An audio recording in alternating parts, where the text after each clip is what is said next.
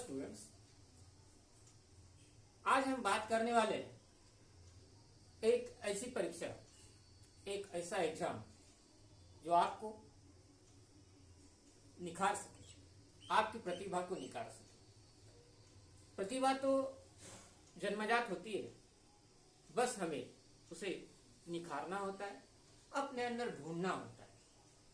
हमारे अंदर कौन कौन से सुप्त गुण हैं, उसे हमें खुद को ढूंढना होता है। क्योंकि सोने को भी ये मालूम नहीं रहता कि वो सोना है या मिट्टी है। उसकी परख तो वो जोहरी करता है कि ये सोना किस तरह का सोना है। हमारे यहाँ भी कई सारे बच्चे, टैलेंटेड बच्चे होते हैं, विद्वान बच्चे होते हैं, बुद्धिमान बच्चे होते हैं। और इसका पहला स्टेप, पहला पड़ाव तो हम 5वीं में तय करते हैं। जब आपका नवोदय विद्यालय का एग्जाम होता है, तब उसमें बहुत से सितारे उभर कर आते हैं और वो नवोदय विद्यालय में जाते हैं। यह आपका पहला पड़ाव होता है। जो कुछ उसमें नहीं निकलते, वो 8वीं में एग्जाम दिला के उसको पास करते हैं। अब आता है आपका 9वीं और 10वीं का पड़ाव। इस पड़ाव में भी आपको उभरने का, आपको चमकने का एक और मौका मिलता है। और वो मौका आपको क्लास 10th में दिया जाता है।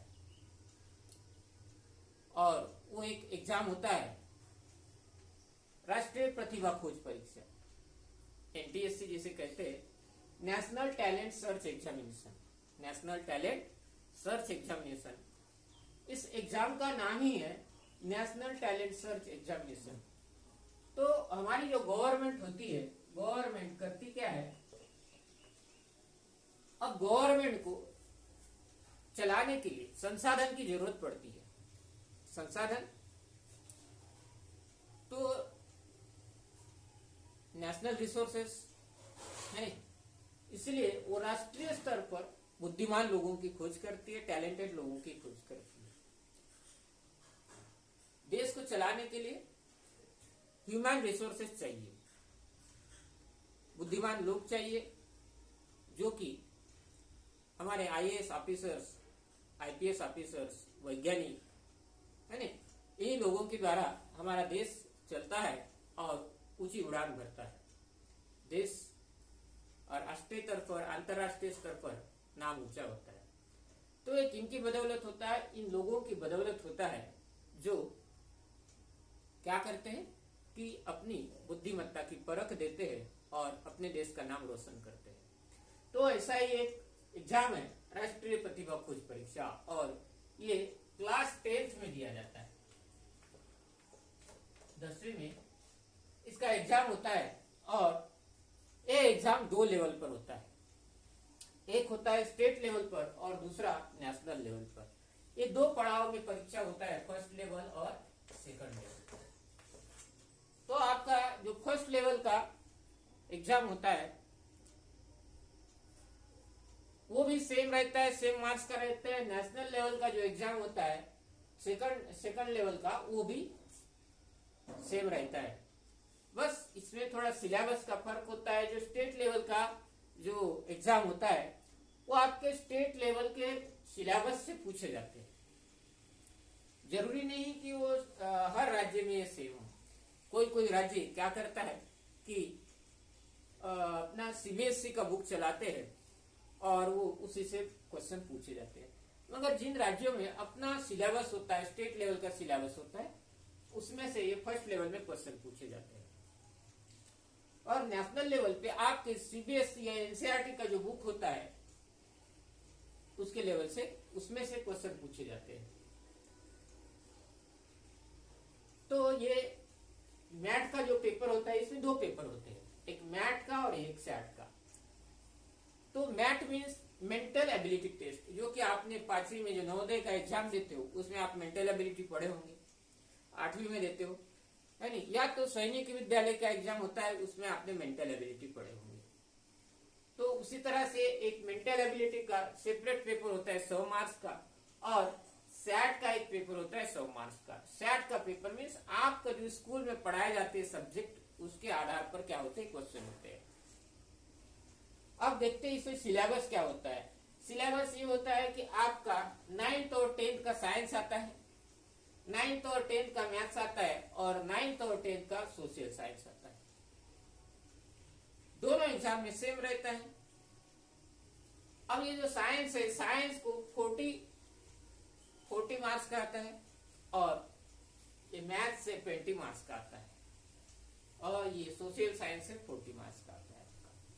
तो ये 40 और ये 20, इस तरह से 100 मार्क्स का आपका पेपर बनता है।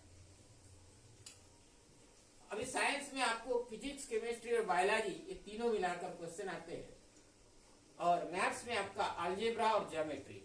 9th और 10th में जो भी आप अलजेब्रा पढ़े होंगे और क्या पढ़े होंगे, ज्योमेट्री पढ़े होंगे, उसके आधार पर क्वेश्चन आते हैं।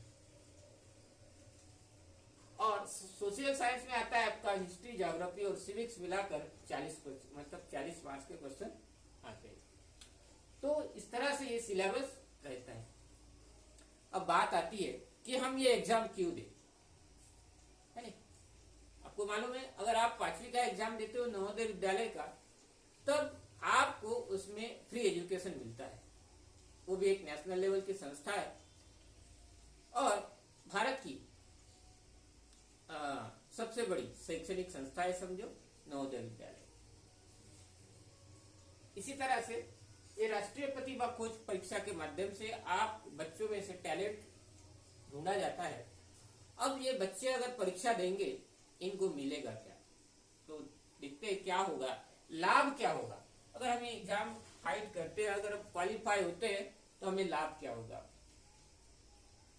इसका लाभ ये होता है कि आप 11वीं और 12वीं में आपको पर मंथ 1250 रुपया स्कॉलरशिप दी जाती है। अब स्कॉलरशिप कोई बहुत बड़ी बात नहीं है, मगर आप अगर खुद की बदौलत अगर 1200 रुपया भी आप अगर अचीव करते हो, तो आपके लिए एक खुशी की बात है। इस स्कॉलरशिप का आपका जो रेगुलर स्कॉलरशिप मिलता है, उसके ऊपर कोई प्रभाव नहीं पड़ता। वो स्कॉलरशिप आपको मिलती रहेगी, और ये भी स्कॉलरशिप आपको मिलेगा, क्योंकि ये सेंट्रल गवर्नमेंट आपको देता है। ये हो गई 11वीं और 12वीं की बात। आपको 1250 रुपया, 1250 रुपया पर मंथ मिलेगा। आगे हो सकता है गवर्नमेंट इसको बढ़ाए भी। उसके बाद कॉलेज लेवल पर जब आप जाओगे, तो आपको पर मंथ 2000 रुपया मिलेगा, है नहीं? इस तरह से आप कॉलेज लेवल कर मीन्स आप जब डिग्री कॉलेज करोगे, तो पीएचडी तक आप जितना चाहे पढ़ना चाहो, तब तक आपको 2000 रुपया पर मंथ स्कॉलरशिप मिलेगी। ये तो हो गई स्कॉलरशिप की बात। इसके अलावा इसके क्या फायदे हैं? अगर आप राष्ट्रीय प्रतिभा खोज परीक्षा को क्या करते हो, क्वालिफाई करते हो, तो आपको क्या मिलेगा? एक टैग मिलेगा मीन्स कि आपने राष्ट्रीय प्रतिभा खोज परीक्षा पास की है। और इसका लाभ क्या होगा आपको? ये तो हो गई टैग की बात कि भाई आप एक टैलेंटेड बच्चे हो। पढ़ने के बाद जब आप कॉलेज पार करोगे, और किसी संस्थान में, जब बड़ी बड़ी संस्थान में IIT, IIM या किसी कॉलेज में अगर आप इंटरव्यू देने जाओगे, तो सबसे पहले जब आपका रिज्यूम देखा जाएगा, तो आपके रिज्यूम पर एक सर्टिफिकेट अगर आप दिखाओगे, राष्ट्रीय प्रतिभा खोज परीक्षा आपने क्वालिफाई की है, तब आप उन सारे लोगों में से, उनकी नजरों में, जो इंटरव्यू लेने वाले होते हैं, उनकी नजरों में आपकी कुछ अलग छाप पड़ेगी। तो कुछ कॉलेजों में या कुछ विश्वविद्यालयों में आपको इसके बोनस के 5 या 6 अंक दिए जाते हैं। कितने? 5 या 6 अंक दिए जाते हैं। किसी का अगर नंबर 1 अंक से 2 अंक से नहीं लगता, मगर आपके अगर 1 या 2 अंक भी कम हो, तो आपका नंबर क्या लगेगा, उसमें लग जाएगा। क्योंकि ये जो परीक्षा क्वालिफाई करते इन बच्चों को 5 या 6 अंक दिल्ली IIT जैसे संस्थानों में, बड़ी बड़ी संस्थानों में 5 या 6 अंक बोनस दिए जाते हैं। दूसरी बात, आपको जो सर्टिफिकेट मिलेगा, इस सर्टिफिकेट आपके पास, आप कहीं पर भी जाओ, सबसे पहले इस सर्टिफिकेट का प्रभाव पड़ता है। तो ये बात छोटी सी बात नहीं है। आपको अगर लगता है छोटी सी बात है, मगर ये छोटी सी बात नहीं है। तो इस तरह से एक आपका छोटे से स्टेप है नहीं, या छोटा सा आपका ये प्रयास क्या कर सकता है, आपको आगे बढ़ा सकता है। वन स्मॉल स्टेप है नहीं, ये आपकी एक छोटी सी स्टेप है, तो ये one small step can lead can change your life. One small step can change your life as well as your small steps leads to your bigger vision. One small step leads to your bigger vision means अगर आपने छोटा सा कदम उठाया अभी, कब 9th class में या 10th class में, तो आपको इसके बहुत बड़े परिणाम आगे देखने को मिलेंगे। अगर आप इस एग्जाम को अगर बाय द वे क्रैक भी नहीं किए, एक बात की बात, फिर भी जो आपका सिलेबस रहता है या आपके जो बड़ी बड़ी एग्जाम्स होते हैं उनके लेवल का एग्जाम्स होता है, तो इसका भी फायदा आपको इसमें मिलेगा। तो ये एग्जाम कौन से बच्चे दे सकते हैं, सवाल आता है कि ये एग्जाम कौन से बच्चे दे सकते हैं। तो जो बच्चे 10वीं पढ़ रहे हैं, उनसे जो बच्चे 10th क्लास में पढ़ रहे हैं और जिनको 60% मार्क, कितने 60% मार्क्स है, जिन बच्चों का 60% मार्क्स है, वो बच्चे कौन सी क्लास में, 9th क्लास में जिन लोगों का 60% मार्क्स है, वो बच्चे इस एग्जाम को दे सकते हैं। तो जिस किसी को भी मान के चलिए अगर आपको इसके क्लासेस लगाने हो, जिस किसी को भी इनके क्या करने हो, आपको यदि क्लासेस लगाने हो, तो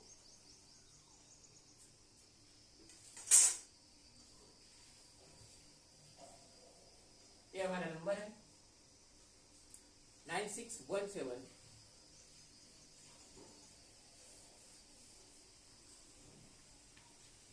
7105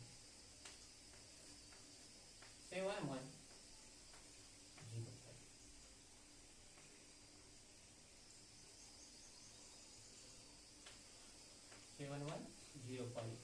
इस नंबर पर आप कॉल करके क्लासेस लगा सकते हैं।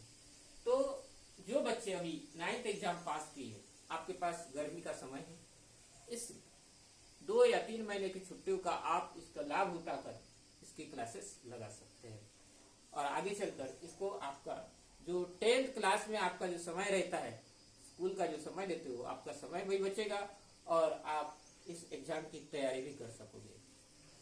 तो मिलते हैं बच्चों अगली वीडियो में बहुत ही जल्द।